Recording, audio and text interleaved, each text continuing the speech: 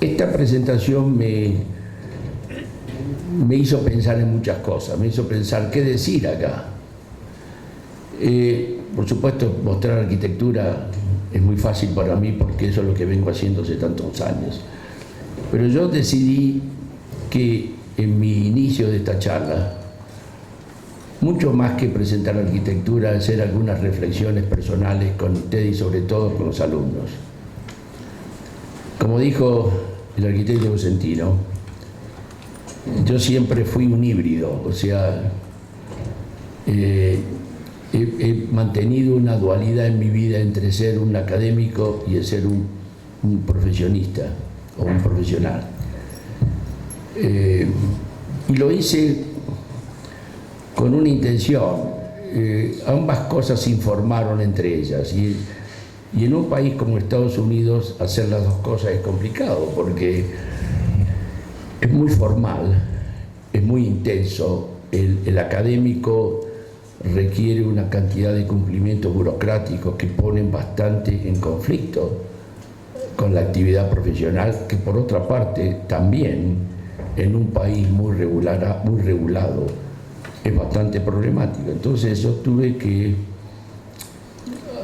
utilizar mis astucias laguneras para poder funcionar en ambas partes. Pero sobreviví, lo hice por 40 años y hoy, como dijo el arquitecto Cosentino, soy profesor emérito, que significa una manera interesante de decir andate, pero todavía te queremos. Entonces, en eso estoy hoy. Pero volviendo a mis comentarios y mi conexión con los alumnos. Yo conozco, porque leo las noticias del mundo y vivo en el mundo. Yo viajo mucho, tengo proyectos en varias partes y conozco muchas realidades.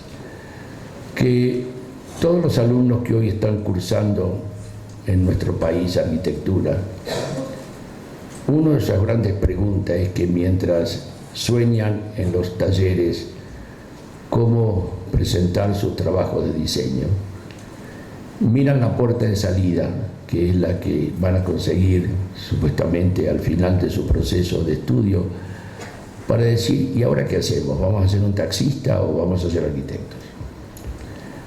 Y realmente quizás me interesa hablar de esa temática y no venir simplemente a exponer mis arquitecturas o lo que puede llamaría yo éxitos temporarios, sino contarles un poco a nivel personal y hacerles un pedido a cada uno de ustedes, sobre todo a los estudiantes, que la única manera de que tienen sentido para ustedes cursar este estudio de arquitectura es pensar que detrás de cada sueño que inventan cuando hacen un proyecto, y lo van a hacer en el futuro cuando sean arquitectos en la vida profesional, eso es una declaración de esperanza. Y la declaración de esperanza tiene que ver con cuántas veces en ese proceso, y ustedes van a haber escuchado a sus propios profesores estos comentarios y espero que lo escuchen, cuántas en ese proceso los proyectos germinan y se transforman en plantas o terminan, ¿no es cierto?, enterrados debajo de un suelo y difícilmente vuelvan a germinar o vuelvan a crecer. Entonces, si uno piensa en esos términos, empieza bajando la guardia desde el principio. A mí me pasó un par de veces en mi vida, por suerte, aprendí rápido, que en aquellos proyectos que yo menos importancia le di fueron los que se construyeron. Y no le puedo decir cuán doloroso eso, porque uno resulta que se dio cuenta que se descuidó en el proceso porque no creyó. Esta es una profesión de fe.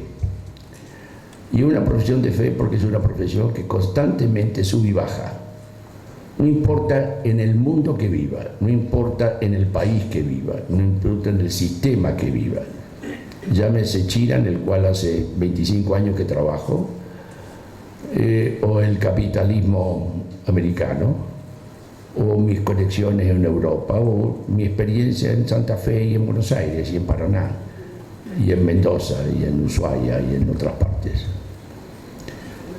Yo creo que en nuestro DNA, cada uno de nosotros tenemos, y por eso estudiamos arquitectura, en general, con algunas excepciones, tenemos esa creencia que podemos fabricar sueños y que esos sueños en algún momento se van a transformar en realidad.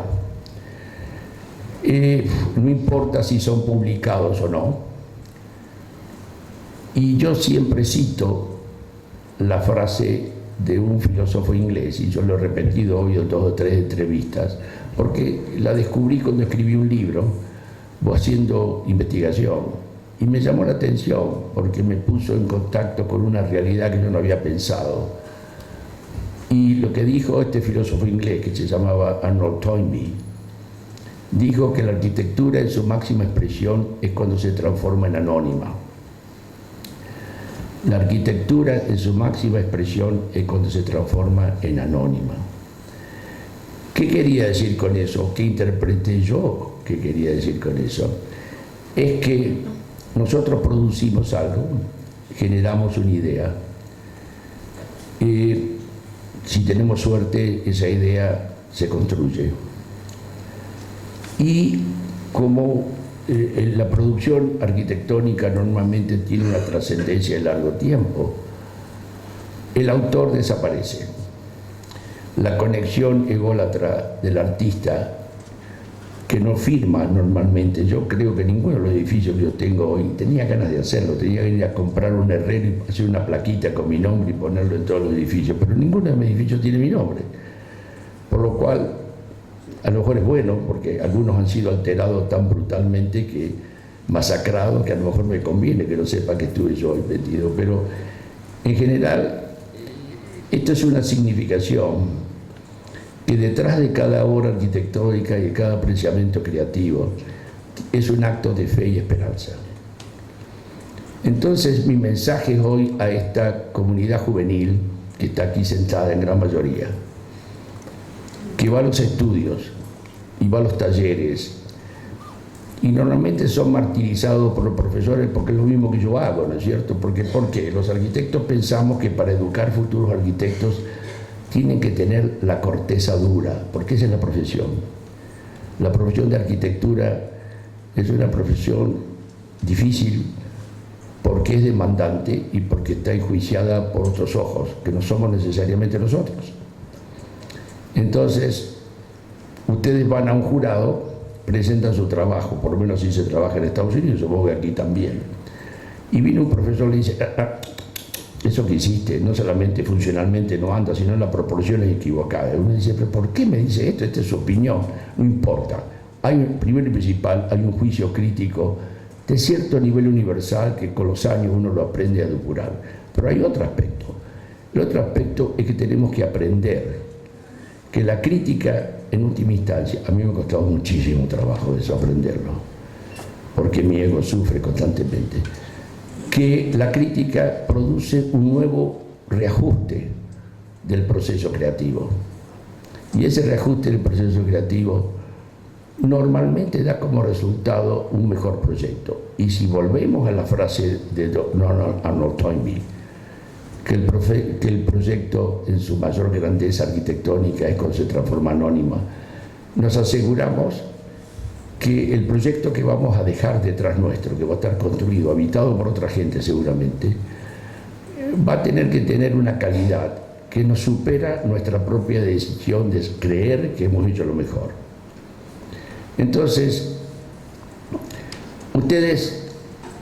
yo he vivido, no sé, 5 o 6 resurrecciones profesionales, por lo menos. Una de ellas aquí en Santa Fe. Muchas de las obras que ustedes saben que hicimos nosotros, o algunos de ustedes saben, nosotros fuimos altamente criticados en esta ciudad, terriblemente criticados. Hoy para mí recibir un reconocimiento de la ciudad es como ganar un clásico, así, yes, al final, después que me dieron con un palo. Pero, por otra parte, es la realidad que el riesgo de mostrar nuestro interior, porque el proceso creativo implica naturalmente siempre una exposición de lo que nosotros somos.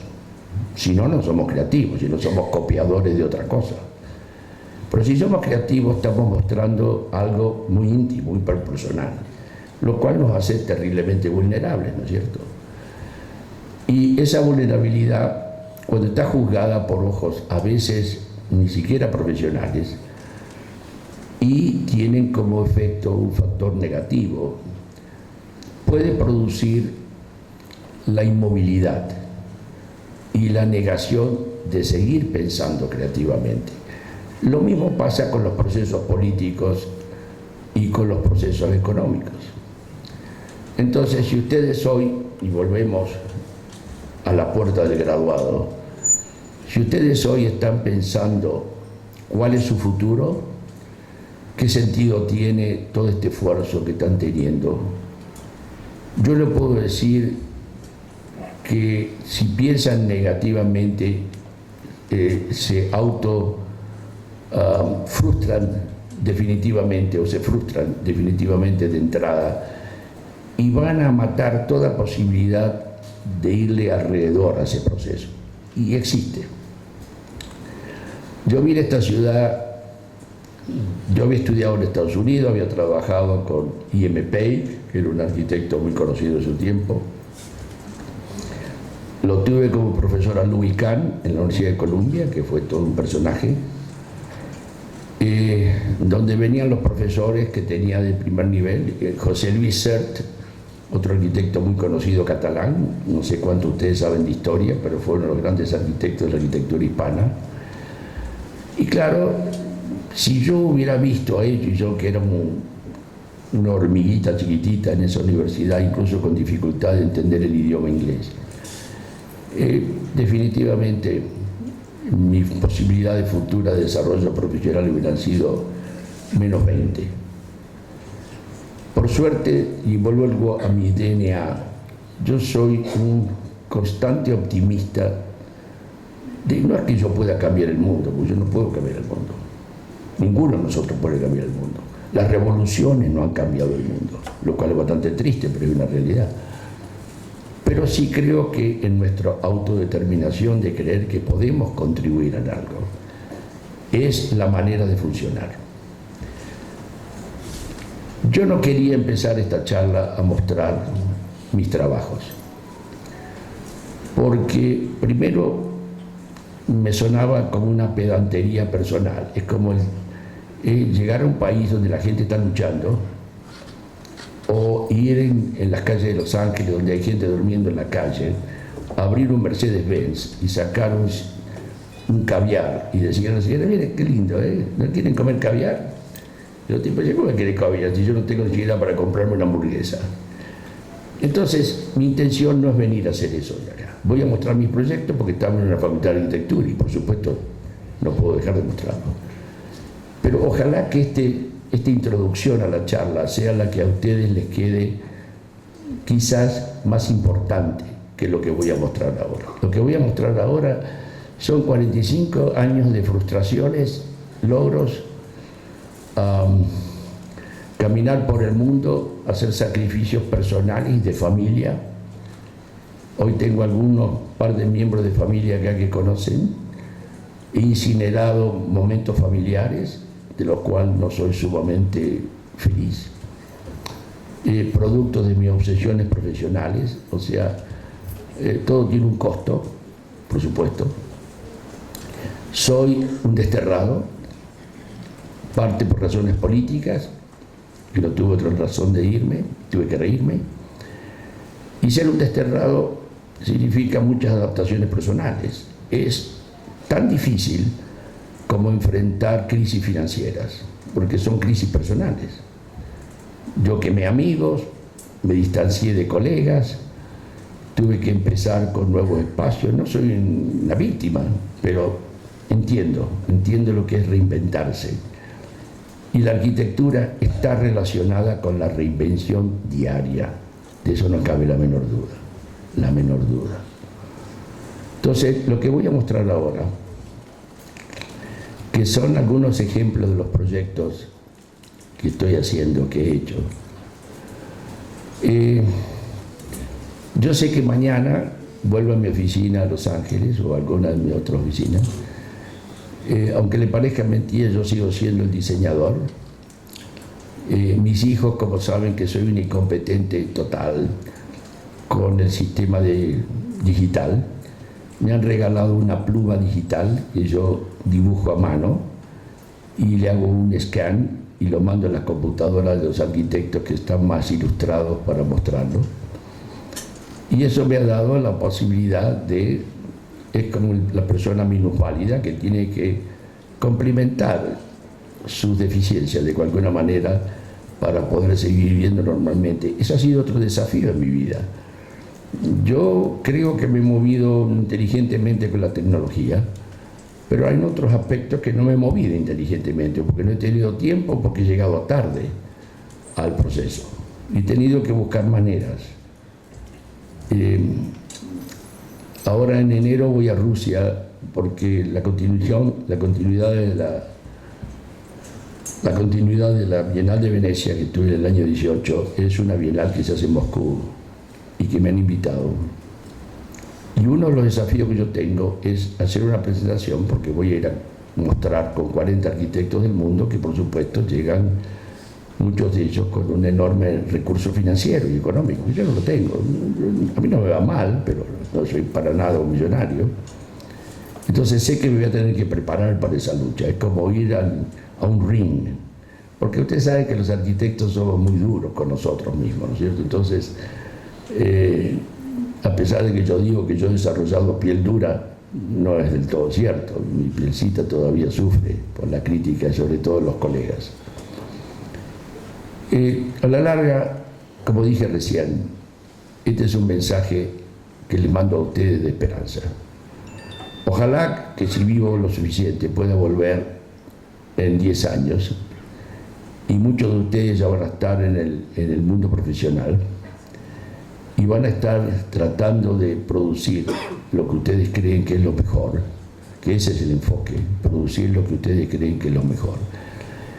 Y tratar, y esa es la parte muy difícil del arquitecto,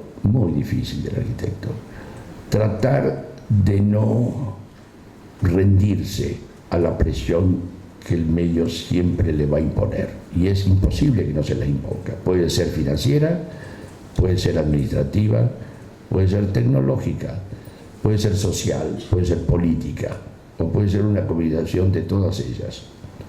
Imagínense este tipo con acento, hablo inglés pero con acento, presentándome a esas ciudades de primer nivel, Nueva York, San Francisco, Los Ángeles, a lo que llaman las Planning Commission, que son los jueces que le aprueban o lo desaprueban los proyectos.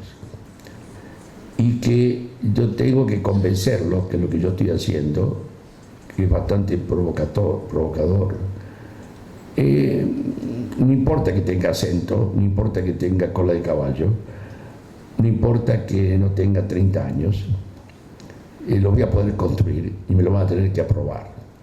Eso no es muy diferente que ustedes cuando se gradúen mañana se sientan o a trabajar con alguien o en la oficina con el título profesional y no le golpee nadie en la puerta para venir a trabajar. Quiero contarles una cosa a ustedes que mejor no saben, con esto voy a pasar después de la presentación.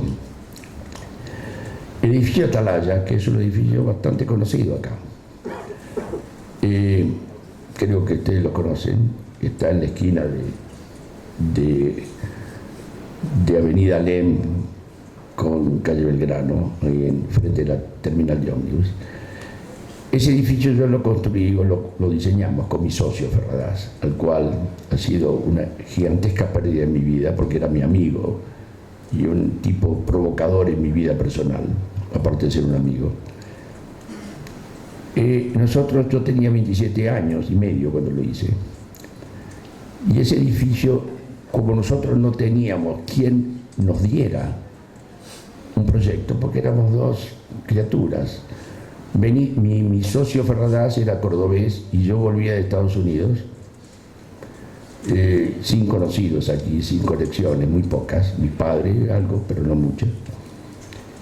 Y resulta que descubrimos que la manera de hacerlo era comprando un terreno, pero no lo compramos, hicimos un negocio con el dueño del terreno. Y estoy contando esto no para autoaplaudirme, para decirme cómo uno tiene que aprender a sobrevivir, que es parte de la profesión. Y en esa obra hicimos el diseño, hicimos la construcción, o sea, armamos una empresa constructora, que yo creo que el único ladrillo que yo levanté fue uno que era para equilibrar la mesa en mi casa, que estaba de pareja. Y organizamos el consorcio, negociamos la compra del terreno sin dinero, porque no lo teníamos, y pudimos desarrollar un edificio que hoy la gente dice que es un hito. Por supuesto, nosotros nunca pensamos que iba a ser un hito. Pensamos que a lo mejor iba a ser un delito, pero no un hito. Y resulta que el edificio está ahí. Esa quizá es una de las historias más lindas que yo tengo, mucho más que estas obras grandes que estoy haciendo ya con el capital a la mano, porque con el capital a la mano uno puede hacer cualquier cosa, ¿no es cierto? El problema es cómo uno llega a la conclusión de una obra sin bajar la guardia.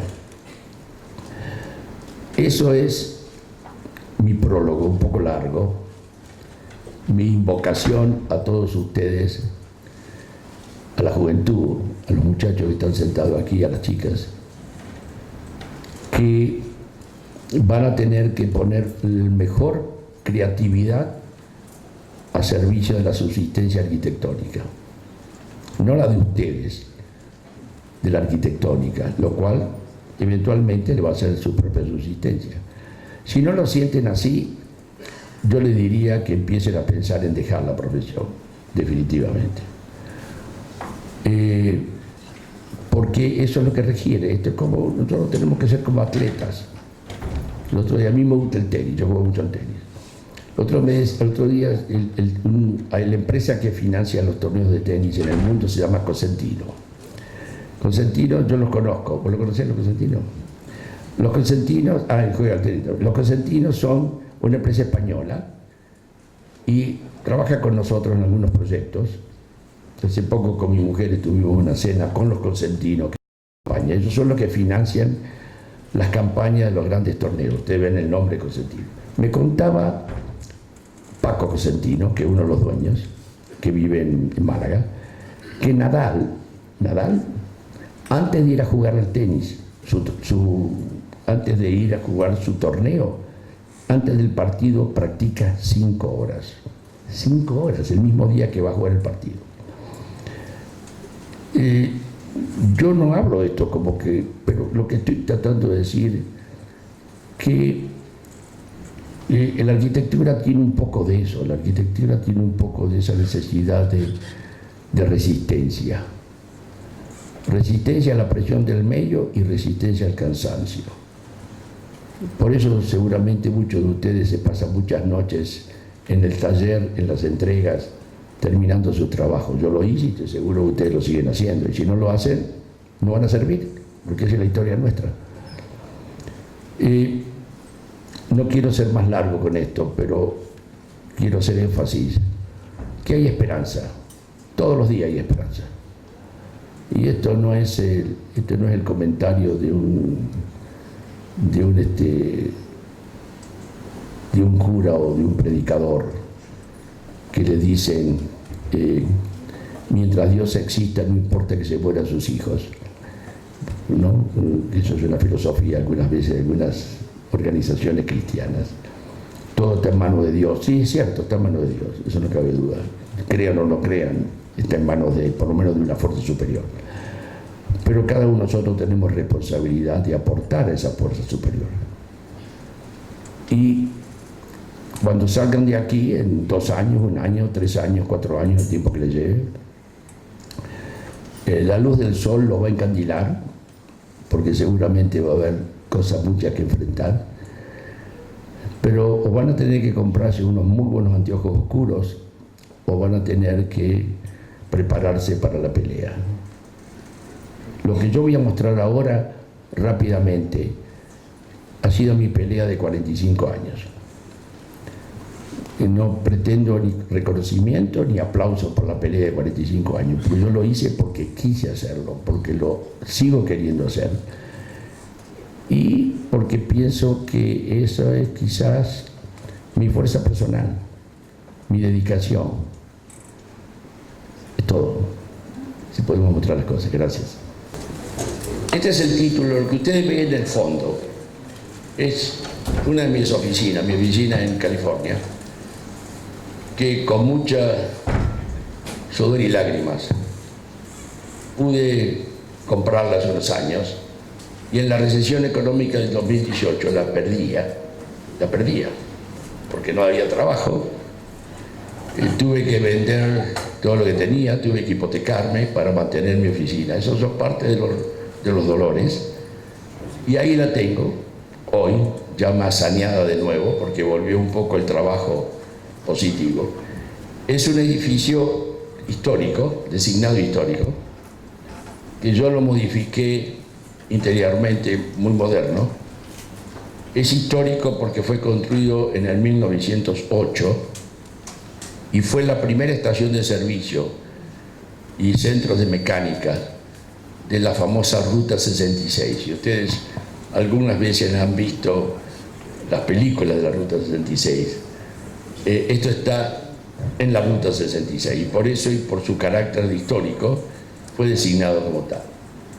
Y yo puse aquí como subtítulos: una larga trayectoria explorando espacios y culturas. Voy a usar 2 minutos para establecer las dos frases. Los arquitectos somos personajes que vivimos, personajes no, somos individuos que vivimos en las sociedades que van modificándose, que son las sociedades que están representadas por culturas.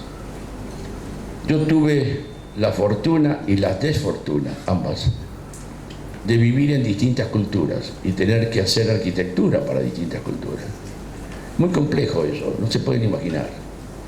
Sobre todo si uno quiere ser bastante auténtico, porque para mí trabajar en China, que yo no entendía chino, que no entendía a los chinos, que era una cultura tan separada para mí, tratar de tener sentido a lo que estaba haciendo, implica un esfuerzo personal interesante, un desafío personal. Y los espacios, por supuesto, porque soy arquitecto.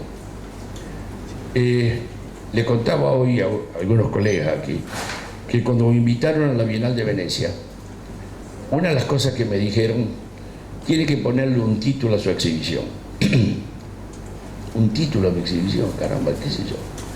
Entonces uno, como buen arquitecto, empieza a pensar en frases extravagantes que pueden ser seductoras, ¿no es cierto? Como si fuera Beyoncé. Pero yo no encontré ninguna frase muy especial. Entonces dije, voy a mirar un poco lo que he hecho estos 40 y pico de años, lo cual intuitivamente o racionalmente fui produciendo cosas, algunas en colaboración con mi socio, ya fallecido, y otras individualmente. Una de las cosas que encontré es que yo intuitivamente siempre tuve, ¿cómo podría decir?, una apelación por, o una apelación, una mala traducción, una atracción a la dilución del espacio. Yo no fui nunca un diseñador de objetos. Yo siempre me interesó articular mucho el espacio exterior, incluso el espacio urbano. Si ustedes ven el Atalaya no es un edificio sintético, no es un edificio comprimido, es un edificio expansivo. Y yo, muchas obras que he hecho aquí, y muchas obras que he hecho en otras partes del mundo. Entonces encontré una frase que en inglés se dice framing the air, o sea, enmarcar el aire. Porque a mí me interesó mucho, históricamente, viendo lo que yo intuitiva estaba desarrollando, que mis edificios trataban de enmarcar el aire, en vez de crear esculturas. No tiene nada de mal, ¿no es cierto? Un tipo como Frank Gehry, tan reconocido en el mundo, es un escultor, es más que un arquitecto, es un escultor. Sus edificios son maravillas esculturas, que uno puede estar de acuerdo no con las curvas o con las... ya no importa, pero sus espacios son escultores. Uno puede transformar ese objeto, levantarlo con un helicóptero, ponerlo en otro lugar y sigue siendo una escultura. Hace poco con mi mujer fuimos a París y vemos el Museo Louis Vuitton que él desarrolló en el Bois de Boulogne, en el Parque de Boulogne, y es de nuevo una escultura en cristal, metido en el medio del bosque.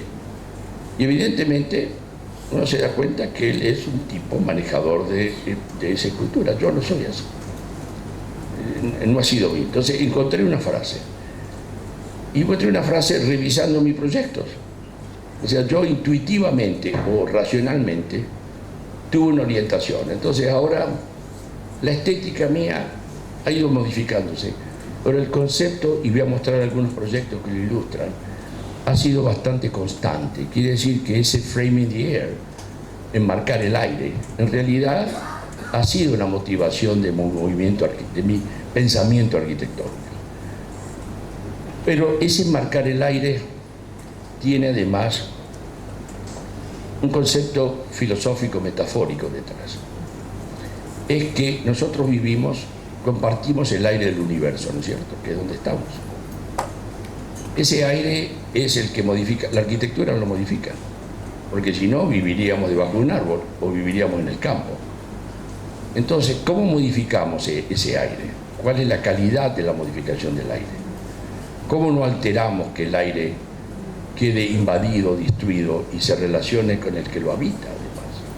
Entonces, como dije recién, quiero demostrar eso para que cada uno de ustedes, la mayoría son o estudiantes de arquitectura o arquitectos, puedan ver si este comentario que yo dije, en esta definición que tuve que encontrarle un nombre para una exhibición en la Bienal, aparece en mis obras.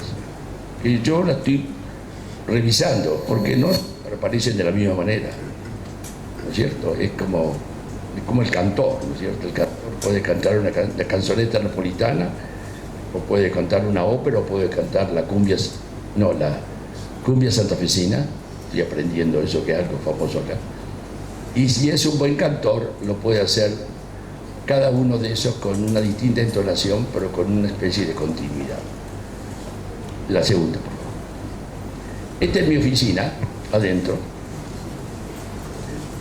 Como ustedes ven, tiene es un espacio precioso. Y no precioso debido a mí, porque el edificio es precioso. Tiene una estructura muy amplia, es como una enorme nave, donde yo todo lo que hice, y ahí ven un poco el despiece, donde yo todo lo que hice fue crear transparencia dentro de esa gran nave, donde está toda la gente sentada trabajando, que no lo muestro acá, pero ahí muestro nada más que una de las diagonales de exhibición donde tengo las maquetas. Pero lo más interesante de este lugar, y esto tiene que ver con el framing the air, con el enmarcar el espacio, es el patio. Yo tuve la gran felicidad de tener un patio extraordinario, que se comunica. Mis empleados pasan mucho tiempo en el patio, es más, juegan al golfito en el patio, lo cual me parece genial. Ese patio le creamos un escenario al final, que no se ve acá, pero está del otro lado. Y en ese escenario traemos chicos de distintas escuelas minoritarias a que experimenten el arte y la arquitectura como una manera de entender, que es una forma de comunicación, normalmente de razas diferentes. Estados Unidos tiene un problema racial, como ustedes saben, serio. Y traemos gente, latinos, o negros, o asiáticos, que comparten este espacio a través del arte. Segundo, por favor. Esto quizá ustedes conocen algo. Esto lo hice, y aquí, no sé por dónde está, hay un colega, allá está, levanta la mano. Hola. Este gran colega y amigo trabajó conmigo, ¿hace cuántos años? No lo diga porque vas a estar muy viejo. No, cállate, no, está bien. Trabajamos juntos en la Dirección de Planeamiento Urbano en la Municipalidad de Santa Fe. Y produjimos en ese momento el Plan Director de Santa Fe. El Plan Director de Santa Fe tiene un fenómeno interesante, que ustedes lo ven en ese esquema. Dos cosas importantes. Ese folleto, ven que parece un folleto genético porque tiene el símbolo de esa dirección, pero en realidad lo que ese proyecto, que era la carátula de... Hicimos 500.000 de esos folletos, que convencí... No es broma,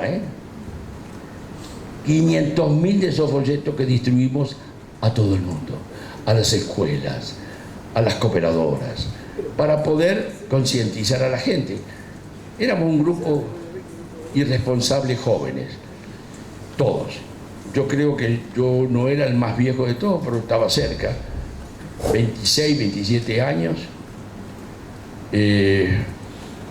tratando de cambiar algo en esta ciudad. Y parte de esa idea fue decir que la ciudad tenía que ganar el río. Hoy estamos en el resultado de eso, ¿no es cierto? Porque esto es lo que vivimos hoy. Ustedes están sentados en el río, yo les llamaba ganar el río, pero en realidad la laguna.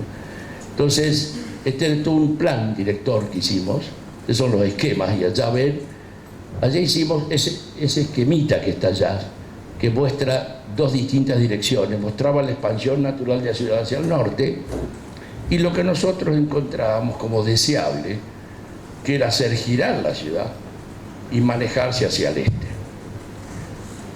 Por supuesto, alguien me preguntó esta mañana en la radio, pero ustedes haciendo eso abandonaron la expansión hacia el norte, ¿no es cierto? No, yo no creo. Esto fue una decisión de planeamiento. Los problemas del norte de la ciudad son problemas que no son resueltos por una oficina de planeamiento, son resueltos por los políticos, que tienen que ayudar a sanearlo y a darle la infraestructura que eran incapaces de darles. Pero eso fue parte de nuestra acción de ese tiempo. Siguiente, por favor. En este proceso yo hice dos cosas. Bueno, una, ustedes lo saben, este no lo hice yo, este lo hizo Gabriel Villazón, un arquitecto local que hizo una recopilación de nuestro trabajo. Pero del lado izquierdo, esto es parte de la historia de sobrevivencia. Yo era profesor de la universidad en California y estaba en lo que se llama el tenure track. No sé si ustedes saben lo que es el tenure track. El tenure track es cuando usted entra a una universidad y quiere ser considerado permanente, que se llama tenure, y le dan 7 años para probar que vale la pena.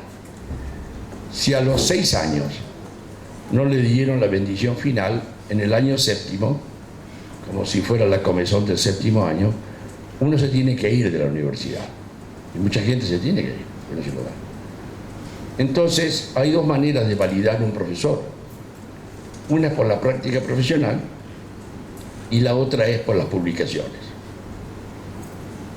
Yo creí que mi práctica profesional, equivocado, era suficiente. Yo mostré mis proyectos de Argentina, de todas las cosas, por favor, yo tenía, por Dios, tengo práctica profesional. Primero principal, es imposible para nosotros visitar la Argentina para ver si todo lo que usted reclama es cierto. Entonces lo que usted tiene que hacer es escribir un libro. Escribir un libro no es una cosa fácil, ¿no es cierto? Primero y principal para un tipo que no soy un escritor por naturaleza. Soy un charlatán a lo mejor por naturaleza, pero no un escritor. Y charlatán en el buen sentido, soy un charlatán. Pero decidí escribir un libro que me diera, y mire, esto se llama de nuevo encontrar el medio de la supervivencia. Yo necesitaba ser tenure. ¿Por qué necesitaba ser tenure en ese momento? Porque también la profesión en Estados Unidos era así. Entonces la universidad a mí me daba un cierto grado de estabilidad mientras yo seguía trabajando en el mundo profesional. Entonces escribí un libro, que es el que citaba el arquitecto, que se llamaba Bridging the New World. Bridging the New World es un libro que muestra la relación de las culturas en el Nuevo Mundo, desde Alaska hasta Tierra del Fuego. Tuve que hacer un research que me llevó como 2 años, pero después el drama fue para que me lo publicaran, porque escúcheme, usted no puede escribir un libro, pero si no me muestra que lo publica, olvídense, eso es nada más que consumo interno. Yo empecé a mandar el libro a distintas editoriales, y por supuesto las distintas editoriales no mostraron un enorme interés. Primero porque yo no era un autor acreditado, segundo porque era una temática complicada para ellos. Se llama bridging porque en realidad es la comparación entre las culturas, desde el tiempo colonial, precolombino, colonial y moderno. Entonces, el lagunero superviviente, yo tengo que conseguir otro medio de acá, de ser reconocido. Y lo contacté a mi mentor y viejo amigo, César Pérez, que acaba de fallecer. Y le dije, César, ¿sos capaz de escribirme un prólogo para el libro? Por supuesto que era capaz, ¿no es cierto? Y me escribió el prólogo del libro. Hermosísimo prólogo. Por supuesto, adjunté el prólogo del libro a mi libro y me lo publicaron, porque era natural. Y no porque estuviera mal escrito, sino porque el amigo del juez, ¿no es cierto? El viejo Vizcacha. Y estoy contando esto no para mostrar que soy tramposo, sino para mostrar que la supervivencia y el énfasis para producir cosas puede transformarnos en constantes creativos. Es la única manera de funcionar. La siguiente, por favor. Esta, que ustedes la conocen, que alguien me dijo que le llamaban la tetera, o la cafetera, no sé cómo. Fue mi primera obra de arquitectura en Santa Fe, cuando regresé, y yo tenía exactamente 25 años y medio. Es la casa Estamati, que está en la Costanera, que entre paréntesis, excepto que le han cambiado el color, porque era blanca, ahora la han pintado rosada, lo cual me espantó. Es quizá una de las obras que nosotros hicimos que ha sufrido menos transformaciones aquí en Santa Fe. Y que nosotros hicimos lo que yo hice solo, porque en ese momento mi socio Ferradas no era mi socio, todavía estaba en Córdoba. Pero es una obra que, por supuesto, como ustedes verán, tiene todas las influencias corbuserianas de mi educación, tanto en Córdoba como en Colombia. Pero la hicimos, está construida y todavía se mantiene. Otra, por favor. Este es el edificio que hoy, cuando paso, me duele el corazón, que lo han repintado primero de verde, lo cual es terrible. Entonces hace muy poco los dueños, un dueño del consorcio, este fue mi primer edificio de propiedad horizontal, en altura, en Santa Fe. Edificio Trama, en la esquina de Güemes y Pellegrini. Y Bolívar Gálvez. Me llamó uno de los propietarios hace poco, no sé, como 3 meses, para decirme, yo no sé, perdóneme, mi esposo y yo compramos esto y nos espanta el color. Yo no sé cómo me contactó, a mí también me espanta el color, porque este edificio era normalmente color cemento, no sé quién fue el genial que se le ocurrió pintarlo de verde. Y me preguntaron qué colores le podíamos revolver a pintar. Entonces me mandaron 2 o 3 niveles y yo le dije, me parece que el gris anda. Y hoy ayer cuando pasé ahí vi que están empezando a pintarlo de gris. Yo no sé si el presupuesto le va a dar para pintarlo todo o van a dejar ese pedazo. Pero este fue mi primer edificio y que honestamente mirándolo volumétricamente y como concepto, piense, estamos hablando 1974, ¿no es cierto? Ninguno de ustedes estaba nacido acá, los alumnos, definitivamente. Y tiene algunas cosas interesantes. Por ejemplo, todos los louvers que están acá, todos estos louvers, están separados 1 metro de la superficie de hormigón y se regulan, y estaban diseñados para producir una generación de fluido de aire que intentaba, no sé si siempre funcionó, la intención fue esa, intentaban refrigerar la superficie que miraba al este y que miraba al sur. Y esa es la planta, ahí está el elevador, y por supuesto algo que cuando yo llegué a Estados Unidos y quise hacer la primera obra me sacaron una cachetada, porque en Estados Unidos no se permite hacer una escalera de incendios circular, ¿no es cierto? Está totalmente prohibido. No sé ahora aquí, pero ¿está prohibido también? Ok. La siguiente.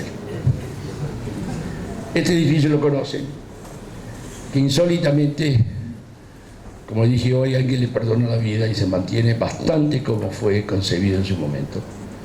Y que yo, por una circunstancia insólita, que no voy a reportar ahora, estoy quedándome con mi esposa en esta unidad. Ahí. Lo cual, imagínense lo que es para este individuo abrir la puerta que en un lugar que nunca viví antes y que nunca supe cómo era del todo adentro, y estar viviendo, durmiendo ahí, ¿cierto? Es bastante difícil. Y no es el primer edificio mío que yo he diseñado que estoy durmiendo ahí, así que ya estoy un poquito más acostumbrado. El siguiente, por favor. Esta casa es otra casa también que ha sido brutalmente devastada, que es la Casa Weber 1. Hice 2 casas Weber. Acá arriba, si ustedes pasan hoy, que seguro algunos de ustedes pasaron, le quitaron una de las cosas más importantes que tenía esta casa, que era una pérgola hecha con cubos, era como una cubetera, hecha con el mismo material de acrílico que respondía a todo. Se lo sacaron y le quitó el encanto a la casa, que era la magia de la óptica de la luz. Pero bueno, ahí está. Y le pusieron una puerta de garaje que casi me muero de un vómito. Creo que la habrán visto ustedes, ¿no es cierto? Fueron extraídos de una película de Batman. Pero bueno, eso es la vida de los arquitectos, ¿no es cierto? La siguiente. Esta casa, por suerte, comprada por un colega, ha sido que en la Casa Weber 2, que hoy el dueño es Gabriel, que es Johnny, que es el que escribió el libro, está mantenida impecable. Es un placer. Realmente ha respetado, la restauró, no solamente la restauró, yo diría que la mejoró, no los espacios, no las terminaciones, perdón. Está excepcionalmente bien conservada. Otra más, pasamos otra. Este es un edificio interesante, está en Paraná, se llama un edificio del carbón. Y ahora le voy a contar lo que yo hablaba de Framing the Air. Fíjense ese detalle, cómo yo mantuve una estructura exterior y el edificio se empezó a mover adentro independientemente, creando espacios intermedios. Siempre a mí me interesó la creación de los espacios intermedios. El siguiente, por favor. Este es un edificio que hice en Nueva Orleans, que hace poco con mi esposa pasamos, también me quedé ahí, que es un edificio que hoy lo ocupa.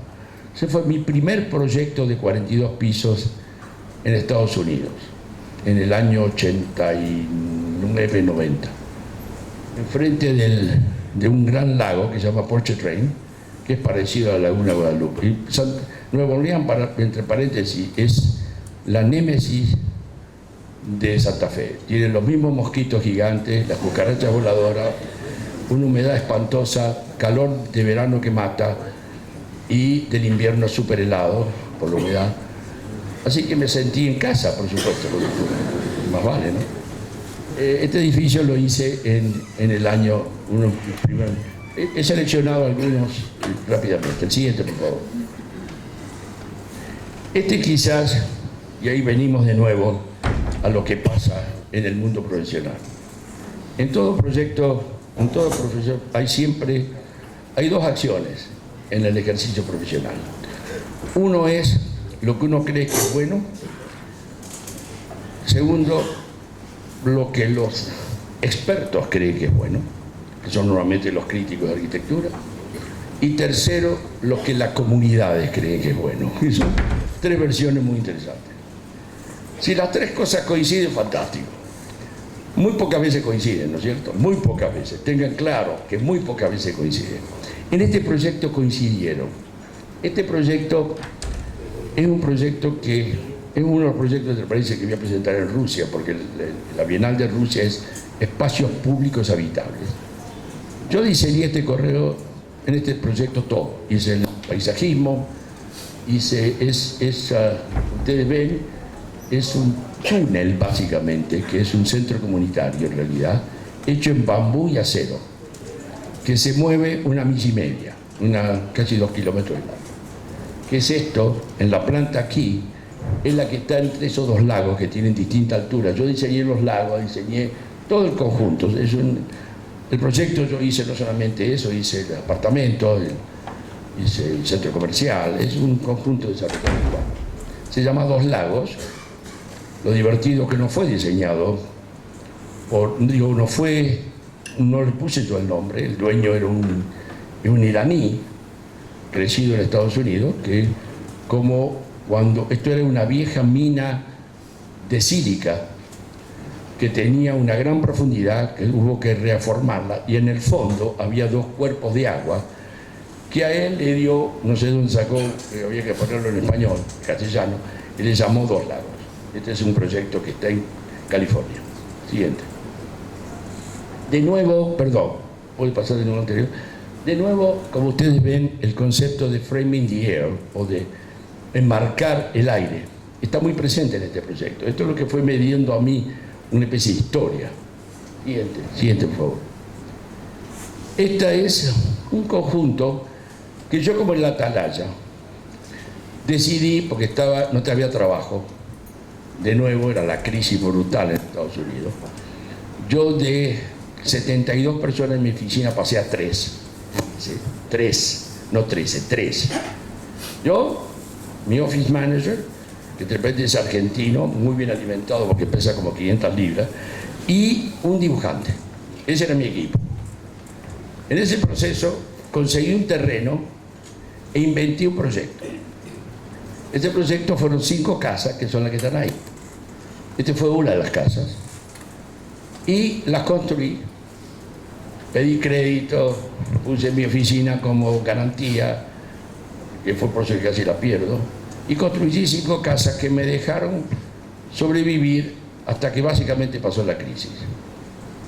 Adelante. Esta es la Universidad de California en el desierto, en Palm Desert. Palm Desert queda en el medio del desierto de California.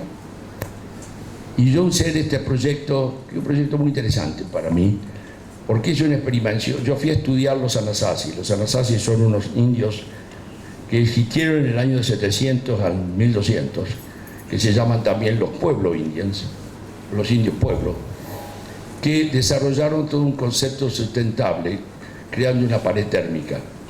Y este proyecto está diseñado con una pared térmica, y que es esa gran curva que rodea del otro lado, que mira al sur y al oeste, que alberga el calor durante el día y lo dispersa a la noche en el invierno, lo cual da una regulación natural. Y en el verano tiene una fuente de agua que va encima del edificio y que le da irrigación y humedad y permite hacer el intercambio de calor. Entonces, con eso reduje al 50% la necesidad, la dimensión del aire acondicionado.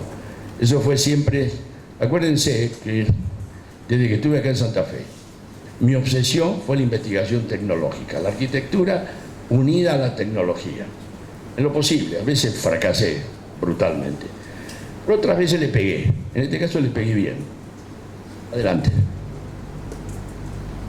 Este es otro campus que hice, que es el Centro para Training Technology and Incubation. Es un proyecto bastante más duro. Tuve muchas dificultades económicas para este proyecto, pero quedó bien. Artísticamente es mucho más limitado que el otro, pero muy eficiente. Siguiente, por favor. Este es mi bebé de hoy.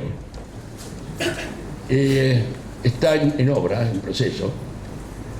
Se llama Olympic Tower, es una torre de 60 pisos, con una estructura exterior, lo que se llama un exoskeleton. Toda la estructura, no tengo ninguna columna interior.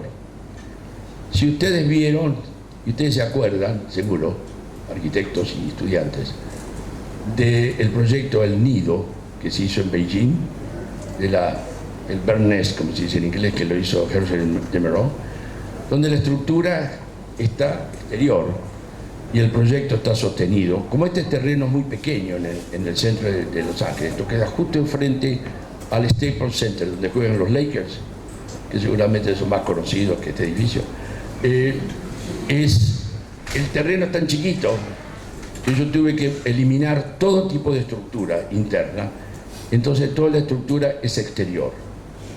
Pero lo interesante de este edificio, ¿por qué es sustentable? Tiene, y ahí de nuevo con Framing the Air, fíjese que tiene un atrio, que aquí lo ven en la imagen de esta imagen aquí. Esto tiene una estructura, la estructura queda a la vista y tiene una gran depresión. Yo comí el edificio, lo mordí adentro, porque partí de la base de que era importante que la ciudad se conectara en el aire con la estructura, en vez de hacer la típica torre contenida, rodeada de cristal o de lo que fuera. La segunda característica de este edificio, que son muchos usos comerciales, 325 habitaciones de hotel, 355 departamentos. Este edificio es un edificio que tiene la envoltura, que no es mío, es una tecnología francesa. Los cristales se manejan, cada gente que llega ahí, en su iPhone, su teléfono celular, le dan una aplicación. Con esa aplicación apunta a los cristales y le da distintos niveles de opacidad, por lo cual se elimina, y no es más caro, no es mucho más caro, una interesante tecnología. Se elimina todas las cortinados. Entonces hicimos la ecuación económica y a la larga resultó más conveniente poner ese cristal que poner cortinas, ¿no es cierto?, que tiene todos los problemas de cortinas. Esto se llama Olympic Tower y está en el corazón, en el mero Los Ángeles. Adelante. Este otro proyecto que está en obra, que está en la bahía de San Francisco. Esta es la bahía, este es el edificio. Y la demanda de este edificio que impuso la ciudad era para no bloquear la vista de la bahía. El 50% del frente del edificio que da a la calle tiene que estar permeable a ver la bahía. Entonces ustedes ven cómo de nuevo I frame the air, ¿no es cierto? Lo cavé, le saqué pedazos, le dejé la estructura a la vista y ahí tiene el sistema estructural con esos grandes lucernarios y también tiene un cristal que se muestra visualmente de la noche. Adelante. Este es un edificio que quizás es el edificio que a mí me da más satisfacción, está en el centro histórico de Los Ángeles. Tiene de nuevo, un poco la misma temática, entre paréntesis, como verán, no tan disimilar a la Atalaya, con otro lenguaje, que es el gran espacio comunitario, que es una gran ventana abierta pública a la ciudad de Los Ángeles. Y todo el interior, que ustedes ven que es un gran atrio, uso sogas. En vez de usar acero, uso unas sogas plásticas, que son muchísimo más baratas, tensadas, en el cual hago crecer enredaderas. Entonces, de esa manera, el edificio, económicamente, o sea, siempre tratando de empujar por la tecnología. El edificio está en obra. En un año le voy a contar si las sogas se pudrieron o no, espero que no, porque son plásticas, pero, ¿no es cierto?, es una tecnología. Cuando le dije a la empresa constructora, le agarró escalofrío, pero bueno, es una empresa grande, saben lo que están haciendo y me dieron algunos, lo que se llaman shop drawing, que son los planos de construcción. Aparentemente es factible que lo haga, todavía esa parte no está hecha. Adelante. Esta es una casa que estoy haciendo en el centro, en la zona de Beverly Hills. Adelante. Esta es una escuela para chinos, pero en California. Se llama Royal Pacific Academy. Son chicos que vienen de China en escuela secundaria y se hospedan en este lugar. Acabo de terminar hace muy poco. Es un proyecto bastante simple. Está levantado, como verán, lo ven ahí, deja ver tu patio interior Y me estaba acordando hoy cuando hablaban del museo, ¿no es cierto?, está levantado. Este proyecto tiene un problema similar, porque detrás hay un canal, que yo siempre pensé que algún día, porque es posible, se inunde e invade el lugar. Entonces el edificio está levantado en estos pilotes o pilotillos, ¿no es cierto?, que es un poco la historia del edificio. El siguiente, por favor, si hay alguno. Este es el proyecto que en este momento estoy desarrollando para empezar a construir. También está ubicado en la bahía de San Francisco. Está al lado de los viejos astilleros de San Francisco. Entonces, la arquitectura usé dos componentes importantes. Uno es la presencia de velas, que son estas grandes, como ven, eso parece la Contiki, ¿no? Es una enorme vela que define la entrada al lugar.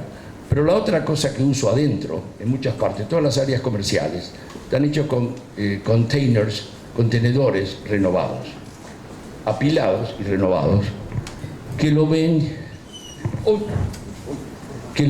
en este dibujo. Lamentablemente la claridad, pero los colores que ustedes ven en ese nivel arriba del estacionamiento, esos son todos los containers que están ubicados en distintas geometrías y que están siendo convertidos en lugares comerciales.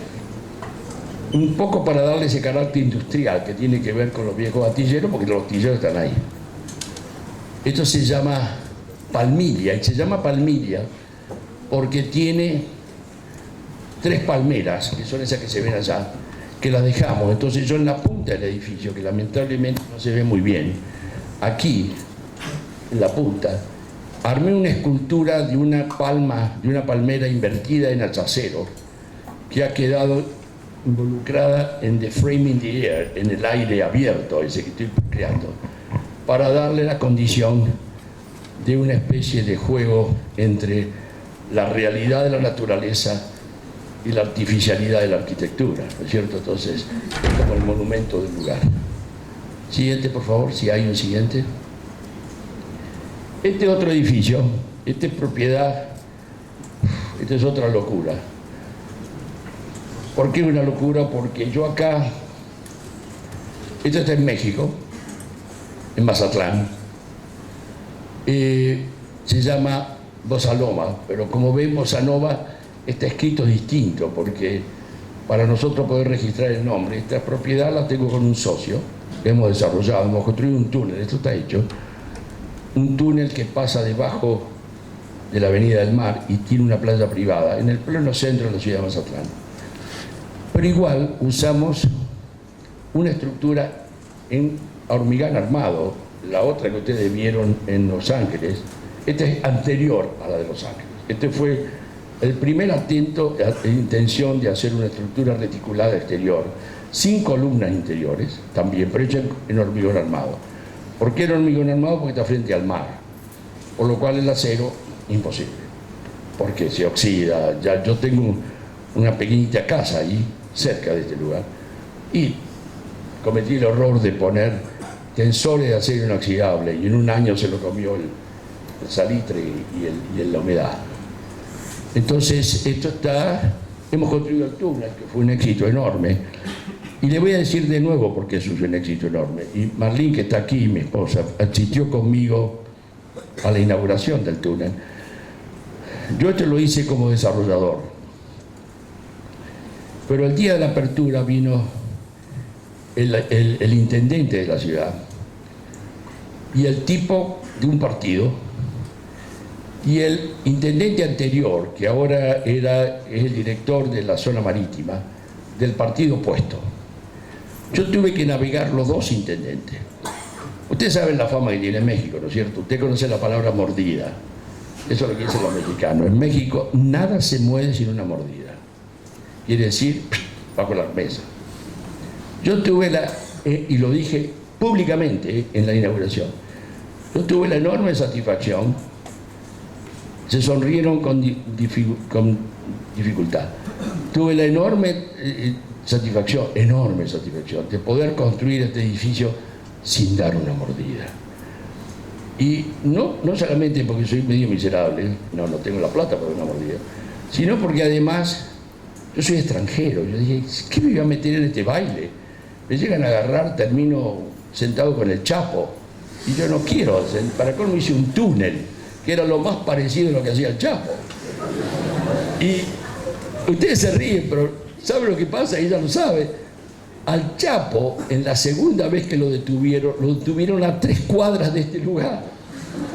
Y no es broma, en el edificio Miramar, que está en la Avenida del Mar. Entonces, lo que quiero explicarles es que cómo, y esto está muy unido a mi presentación inicial y a mi decisión de arquitectura, cómo en cada una de estas cosas hay un proceso de navegación constantemente. El siguiente, por favor. Estos son 2 edificios que hice en China, uno en Orde, que es la capital de Inner Mongolia. Inner Mongolia viene a ser, si se dice en inglés, no sé cómo se dice, porque parece a China, no es Mongolia, este es territorio chino. ¿Puedo mostrar el segundo? El siguiente. Y este es un college que hice en Chengdu. No traje la fotografía, estos son los renderings, está hecho, pero no volví a sacarle la foto, le pedí ahora que me la manden. Esto está al lado donde están los pandas. Chengdu es la ciudad donde están las reservaciones de los pandas, que es la cosa más hermosa que se pueden imaginar, mucho más lindo que la arquitectura. Son 150 pandas que son desde chiquititos, así que nacen hasta esos monstruos que ustedes habrán visto en los zoológicos. Ahí está este proyecto. ¿Algo más? Bien. Yo pasé rápido por cada uno de ustedes, de estos. Primero, para mostrar que estoy activo. Segundo, porque sigo creyendo que la arquitectura es un mecanismo de comunicación, de fe y de esperanza. Y tercero, porque ya que estuve aquí, no podía, como buen argentino, mandarme un poco a la parte. No, te estoy bromeando. Pero, y mostrar que uno no tiene que bajar el esfuerzo. Le agradezco muchísimo el tiempo y la atención.